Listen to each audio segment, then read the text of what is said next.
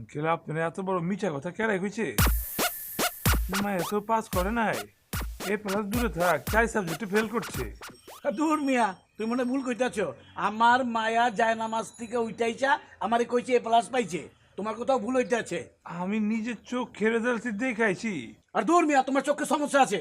ওই মিয়া, চোখে কি তারাবাদি বাইন্দা আছে নানি যে তুমি দেখাইছো আমার ফেল করছে?